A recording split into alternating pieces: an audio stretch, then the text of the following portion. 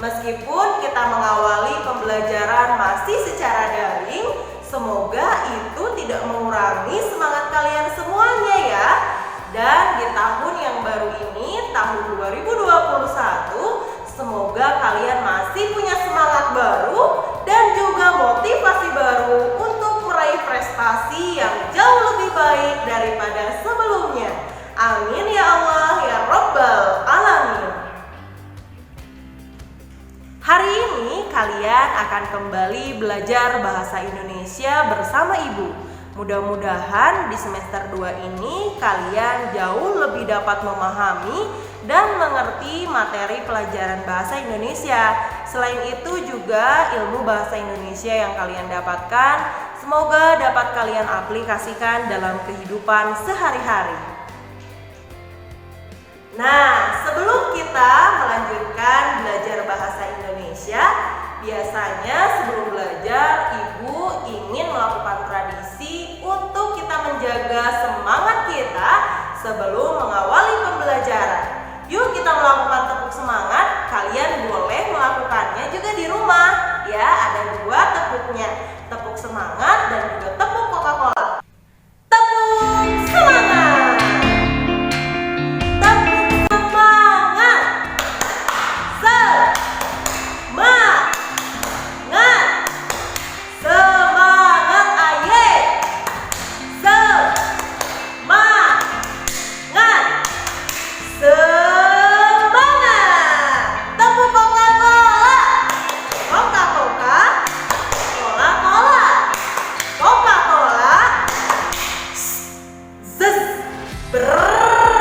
Nah, kalau kalian melakukannya di sekolah, mungkin akan jauh lebih ramai. Tapi kalian juga bisa melakukannya di rumah. Anakku semuanya, hari ini kita akan belajar mengenai puisi rakyat.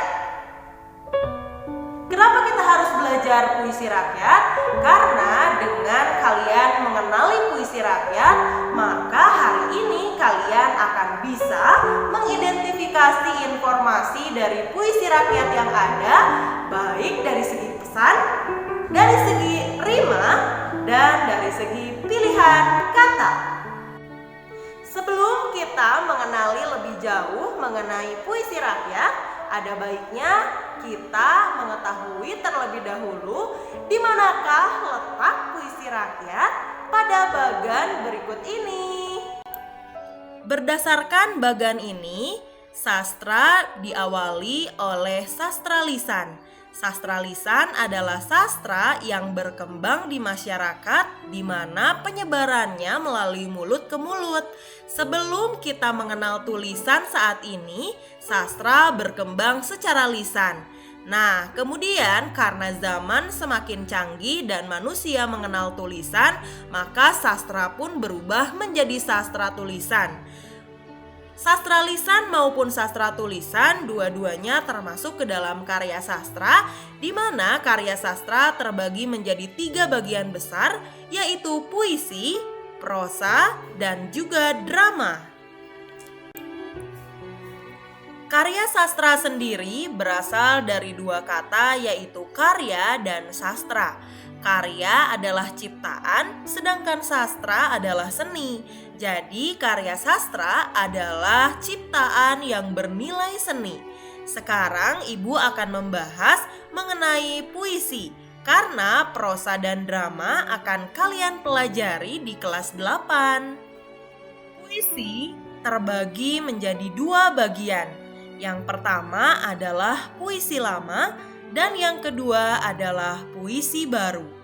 Puisi lama adalah puisi yang masih terikat oleh aturan persajakan dan pola-pola yang khusus.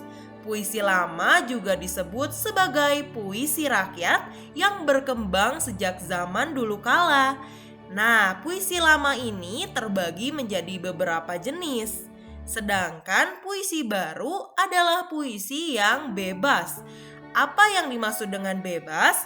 Puisi baru adalah puisi yang tidak terikat oleh aturan, di mana orang yang menulisnya itu bebas mengungkapkan hal apapun tanpa harus dipusingkan oleh aturan-aturan atau pola-pola khusus yang ada di puisi lama. Contoh, ketika kalian mau membuat sebuah puisi tentang ibu, kalian bebas untuk membuat puisi tersebut tanpa harus memperhatikan aturan-aturan persajakan.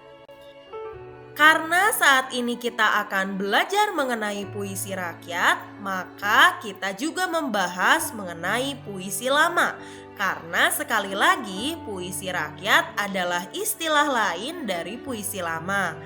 Puisi lama sendiri terbagi menjadi 8 jenis, yaitu pantun, karmina, syair, gurindam, seloka, talibun, mantra, dan bidah.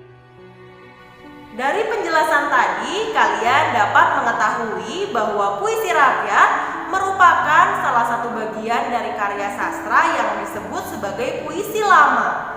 Nah, jadi kalian sudah memiliki titik terang ya mengenai apa itu puisi rakyat dan jenis-jenisnya. Namun, kita hanya akan berfokus pada 3 jenis dari puisi rakyat. Yang pertama adalah pantun, yang kedua adalah gurindam, dan yang ketiga adalah syair. Sekarang, coba kalian saksikan video berikut ini.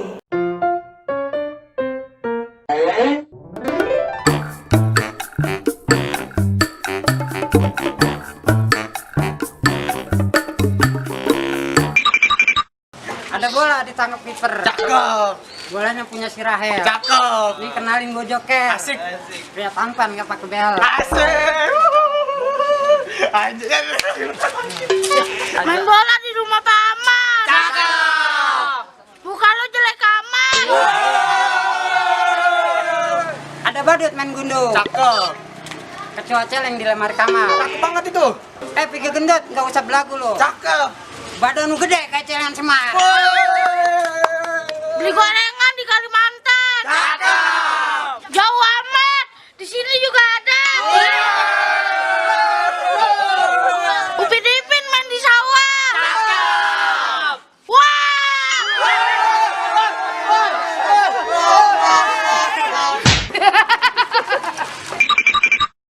Bagi dong.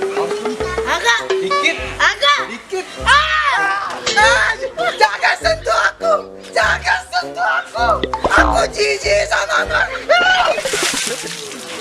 Fisik amat lo.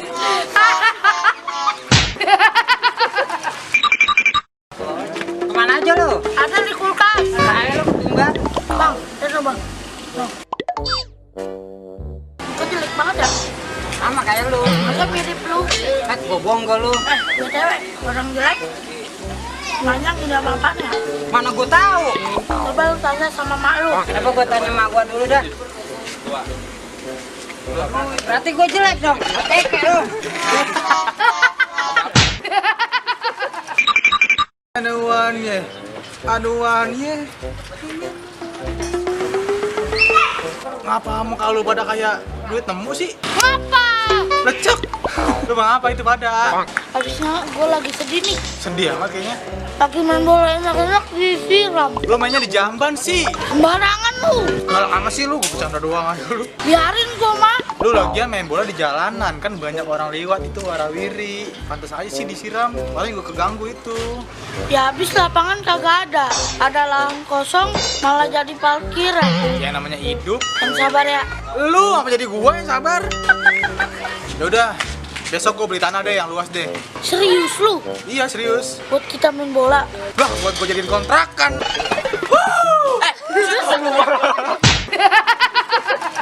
Melalui video yang sudah kalian saksikan tadi, kalian dapat mengetahui bahwa ada beberapa tuturan yang termasuk ke dalam puisi rakyat.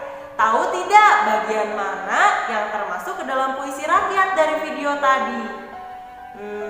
Ya, itu adalah pantun. Oh ya, ternyata pantun merupakan salah satu bagian dari karya sastra yang sangat dekat dengan kehidupan kita. Kenapa? Contoh di pernikahan adat Betawi, orang yang akan menikah biasanya pihak laki-lakinya harus berbalas pantun dengan pihak perempuan sebelum diterima untuk melaksanakan ijab kabul. Oleh karena itu, ternyata pantun merupakan salah satu kekayaan khasanah budaya yang ada di negara kita juga.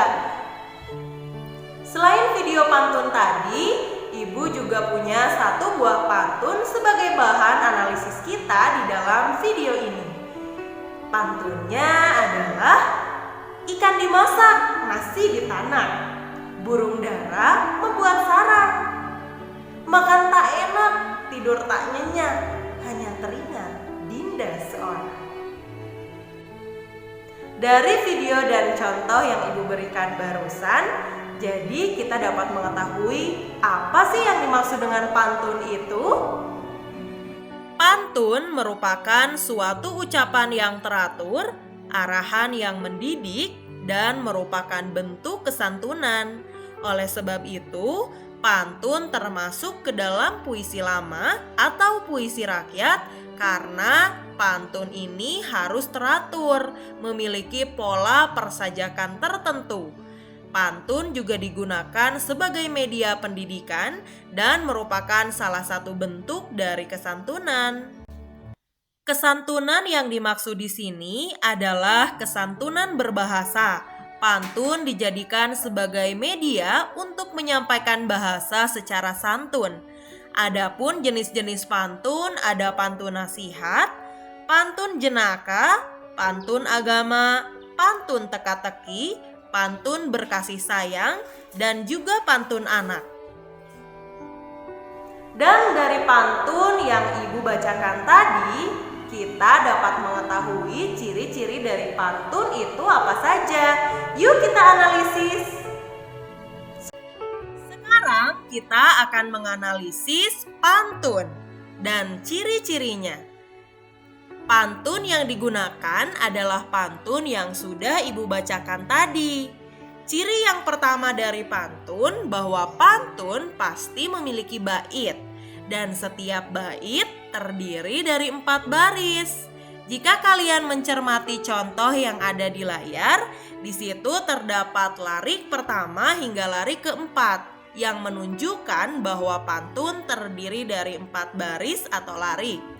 Yang kedua, setiap baris di dalam pantun terdiri dari 8 sampai 12 suku kata. Kita akan menghitung larik yang pertama memiliki berapa suku kata. Caranya dengan mengeja. Ikan dimasak, nasi ditanak. Larik pertama pada pantun tersebut memiliki 10 suku kata yang memenuhi ciri yang kedua dari pantun bahwa pantun terdiri dari 8 sampai 12 suku kata. Begitupun seterusnya, kalian bisa menghitung ada berapa suku kata pada larik kedua, ketiga, dan keempat. Ciri yang ketiga yaitu rima akhir pada setiap baris adalah ABAB atau bisa juga AAAA. Rima adalah pola persajakan yang ada di bagian paling akhir dari setiap baris atau larik. Jika kalian melihat contoh, di situ ada kata ditanak pada larik pertama, sarang pada larik kedua, nyenyak pada larik ketiga, dan seorang pada larik keempat. Akhiran atau rima pada larik ke-1 dan ketiga itu sama, ak dan ak. Sedangkan akhiran pada larik kedua dan keempat itu juga sama, ang dan ang, yang artinya pola persajakannya A, B, A, B. Tapi selain A, B, A, B, rima pada pantun juga bisa A, A, A, A. Ciri yang terakhir dari pantun bahwa baris pertama dan kedua disebut sebagai sampiran dan baris ketiga juga keempat disebut sebagai isi. Selain pantun, salah satu puisi rakyat yang sangat melegenda di negara kita adalah gurindam. Dan salah satu karya yang sangat fenomenal adalah Gurindam 12 karya Raja Ali Haji. Yuk kita mengenal siapa Raja Ali Haji itu.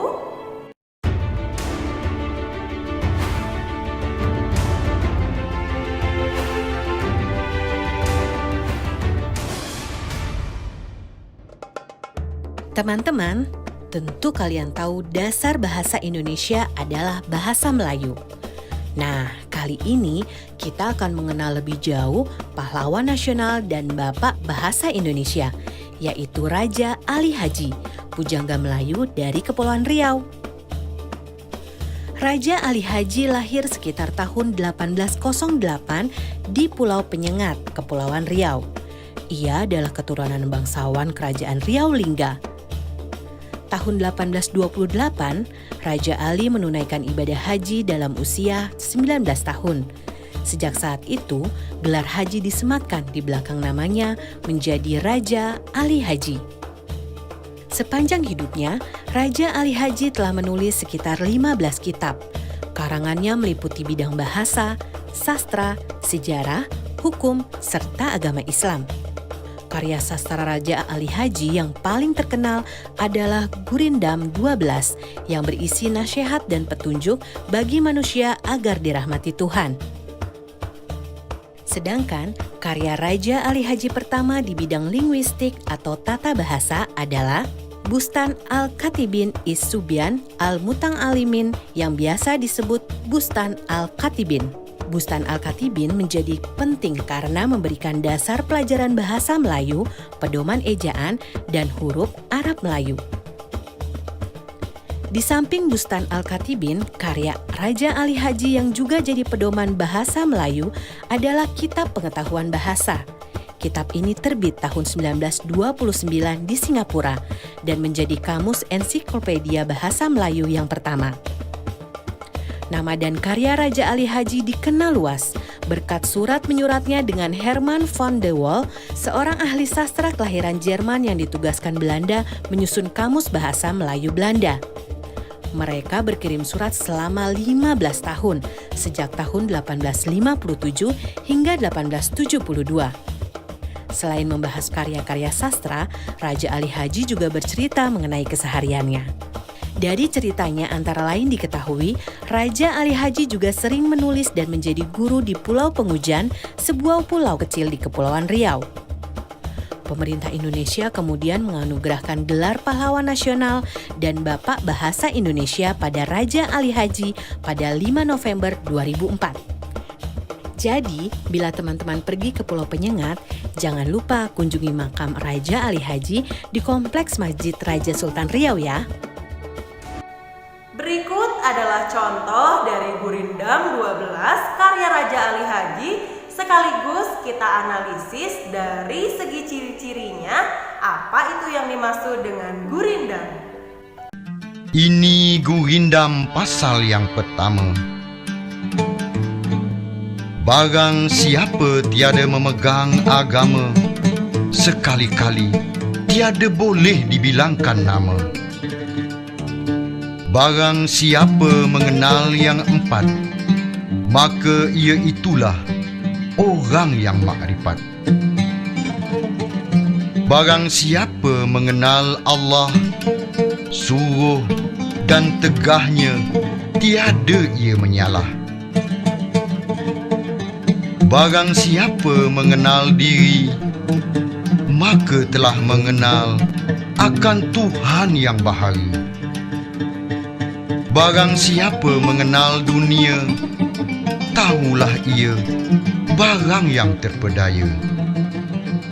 Barang siapa mengenal akhirat, tahulah ia dunia mudarat.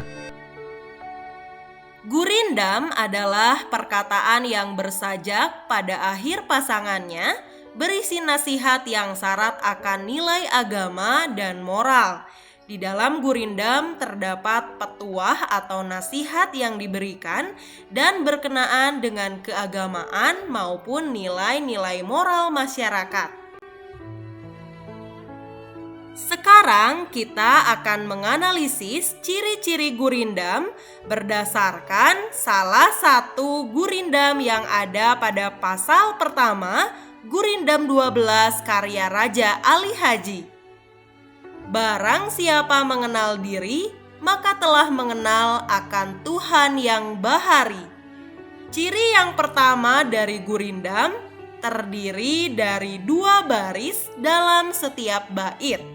Kalian bisa melihat di layar ada 2 baris diawali dengan barang siapa pada baris pertama dan maka pada baris kedua.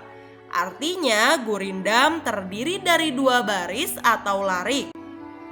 Ciri yang kedua, setiap baris memiliki jumlah suku kata kurang lebih 10-14 suku kata.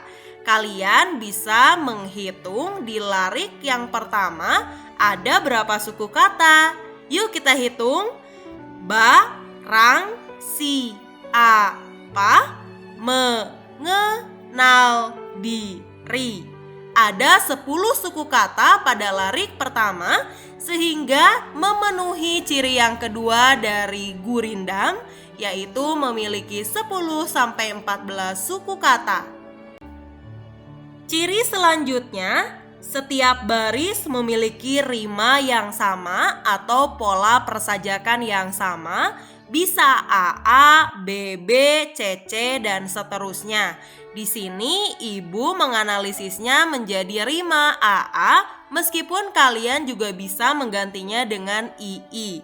Intinya rima pada gurindam itu pasti sama di setiap barisnya, yaitu 2 baris dengan rima yang sama, bisa AA, BB, CC, dan seterusnya. Kita bisa melihat bahwa ada kata diri dan bahari, di mana suku kata terakhirnya ri dan ri, yaitu sama.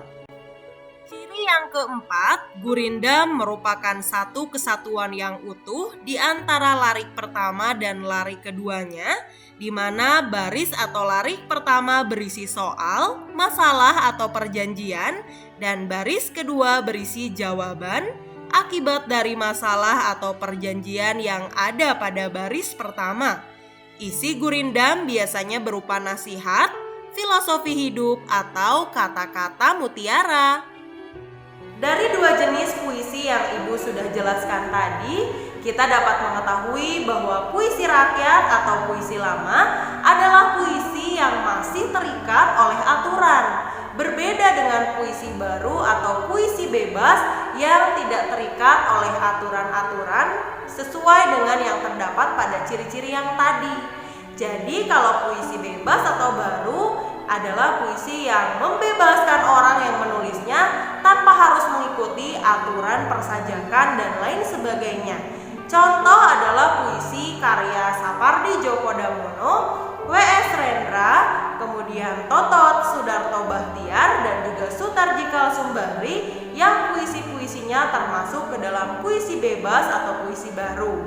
Berbeda dengan puisi rakyat atau puisi lama, yaitu puisi yang masih sangat terikat oleh aturan dan biasanya cenderung anonim atau tidak ada pengarangnya, meskipun beberapa di antaranya sudah terdapat pengarangnya. Yang ketiga adalah syair. Apa itu syair?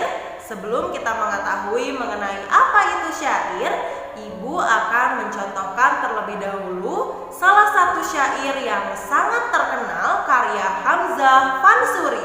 Judulnya adalah Syair Perahu. Inilah gerangan suatu mada mengarangkan syair terlalu indah, membetuli jalan tempat berpindah, di sanalah iktikat diperbetuli sudah. Wahai muda, kenali dirimu, ialah perahu tamsil tubuhmu, tiadalah berapa lama hidupmu, ke akhirat jua kekal diammu. Hai muda, arif budiman, hasilkan kemudian.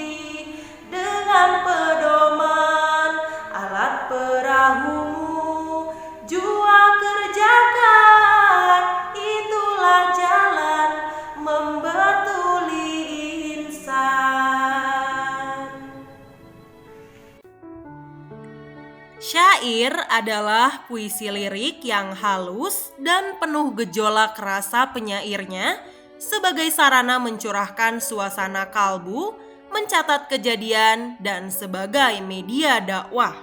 Syair lebih banyak digunakan sebagai media dakwah karena isi yang ada di dalamnya lebih banyak berkenaan dengan keagamaan. Selanjutnya, kita akan menganalisis ciri-ciri dari syair berdasarkan pada bait pertama syair Perahu karya Hamzah Fansuri yang telah Ibu nyanyikan tadi. Ini adalah bait pertamanya. Inilah gerangan suatu madah, mengarangkan syair terlalu indah, membetuli jalan tempat berpindah, di sanalah itikat diperbetuli sudah. Berdasarkan pada bait pertama ini, kita bisa mengetahui bahwa ciri yang pertama dari syair terdiri dari 4 baris. Yang kedua, setiap baris terdiri dari 8 sampai 14 suku kata. Kita akan mencoba menghitung suku kata yang terdapat pada larik pertama. I, ni, lah, ge, ra, ngan, su, a, tu, ma, da. Ada 11 suku kata yang terdapat pada larik pertama dan memenuhi ciri yang kedua dari syair, yaitu terdiri atas 8 sampai 14 suku kata.